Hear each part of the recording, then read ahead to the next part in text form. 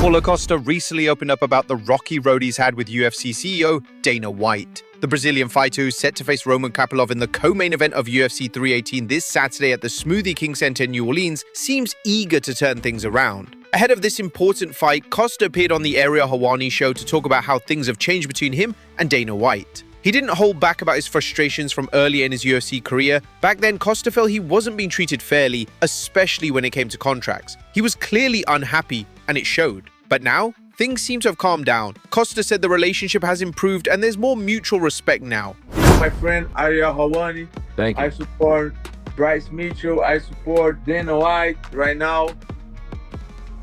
Why right now? Because back in the days I wasn't supporting him, but now. Why? Why didn't you like him back in the day?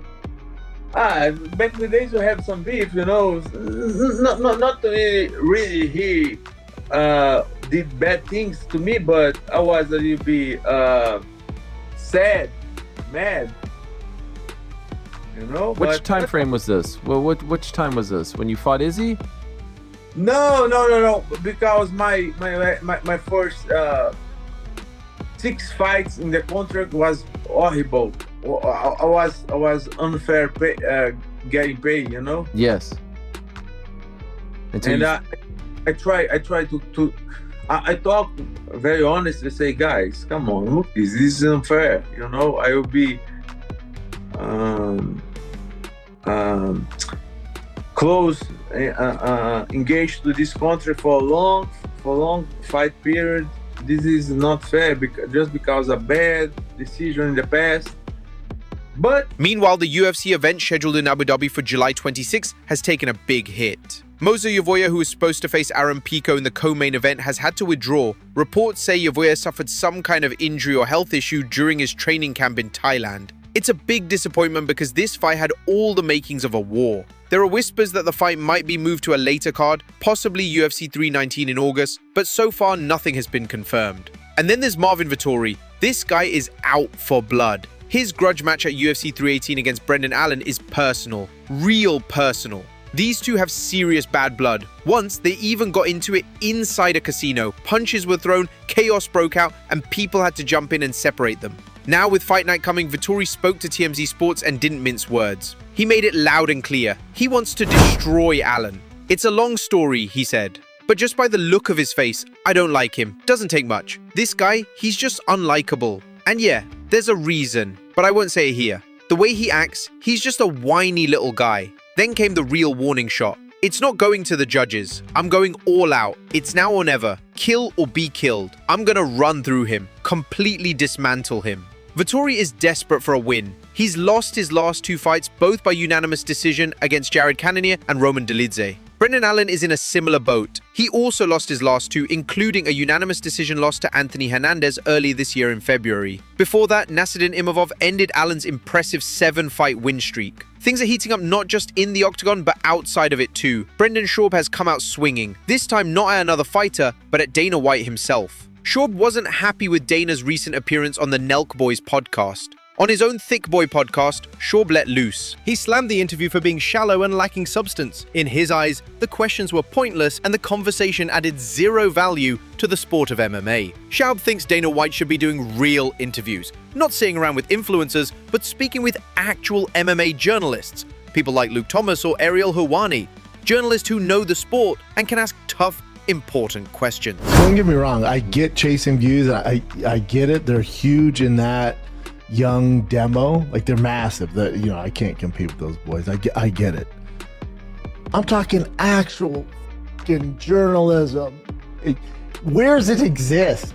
And I know people are like, what, dude, he's getting views. I know. Or insert this influencer getting views talking about John Jones McGregor. I get all that. But there has to be both. And when I see this, and when I see Dana only giving this attention, in my mind, I go, there has to be both. And when you're going on these cupcake shows, they're going, dude, bro, is Ronda coming back? You're just like, well, me in the ass. This is what the hard-hitting questions. No one's going to hold his feet to the fire. It would be, and we can have both. Do this, and then go on Ariel. Do this, and then talk to Luke Thomas. Do this, and then talk to Chuck and Pizzi. Do that, man. You can do both. But when you're just playing in candy lane ass, it does the sport such a disservice. And to be completely honest, nobody takes it serious. Nobody. Now, let's talk about Dustin Poirier.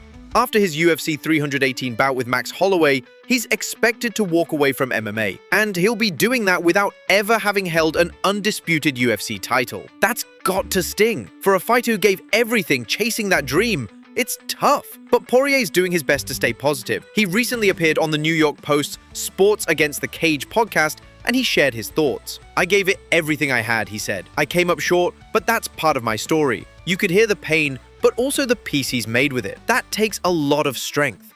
Did everything I could to become undisputed champ. I put myself in position multiple times to get my hand raised and win that belt in the UFC, and just fell short, just got beat by really good guys, made mistakes, and it is what it is. That's life. That's my story.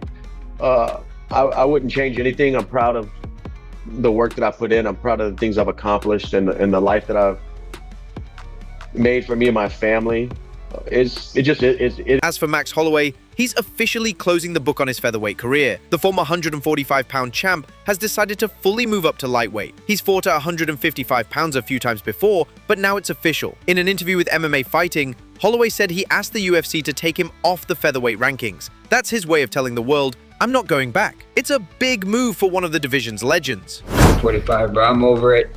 Where I'm at in my career, with my age and everything, I just think 55 is a much better fit for me now, and we're here to stay for good. So I don't know why people start voting my name in being in the featherweight division. Give somebody else, take my name out, and add somebody else to the top 15, because I'm no longer. Now to one of the wildest stories this week, Conor McGregor. On Monday, rapper Azealia Banks lit Twitter on fire with a shocking claim. She posted screenshots alleging that McGregor sent her unsolicited nude photos. Not just that, she said he tried to threaten her into staying quiet. According to Banks, McGregor later deleted the photos, but not before she got screenshots of everything. Those screenshots showed up in her direct messages, and of course, once the internet saw them, the MMA community exploded. Angela Hill reacted by posting a picture of her DMs with Laura Sanko, captioned with "lifting weights." People immediately got the joke, because apparently in one of the leaked images, Conor was, let's just say, lifting weights in a very private way. Derek Grunson also posted a reaction on Instagram. Everyone had something to say. So I wake up this morning and I see pictures of Azealia Banks saying Conor McGregor sent us some unwanted pictures. You know we live in a time of AI, and AI is crazy. These are the real pictures. You guys. Even Jay Sonnen jumped in with his own hilarious take on the situation. Can't quit staring at Conor's dick. I can't stop. I sent Conor's dick to my partner Ryan, who opened it on his computer right as his wife was coming in the background. And then we have to explain what's happening here. But I can't stop looking. I've stared at this dick for the last 2 hours. He attached a weight to his mini-me. And you got a crooked penile function with a makeshift weight on it. It's a lot for me to accept. That's true. And if I had to guess...